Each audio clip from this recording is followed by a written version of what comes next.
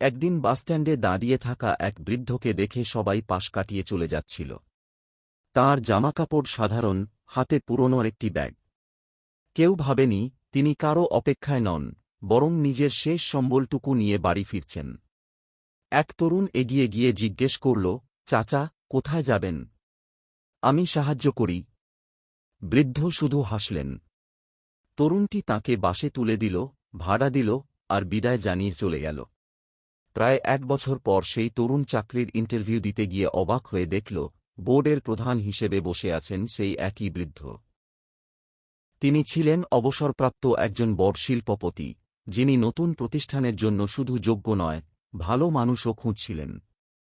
Interview শেষে বৃদ্ধ বললেন, তোমার সিভি আমি আজ দেখলাম, কিন্তু তোমার চরিত্র আমি দেখেছিলাম 1 বছর আগে, যখন তুমি বিনিময়ে কিছু না চেয়ে আমাকে সাহায্য করেছিলে। সেদিন তরুণটি শুধু চাকরি পায়নি, শিখেছিল একটি বড় শিক্ষা: ভালো কাজ কখনো নষ্ট হয় না।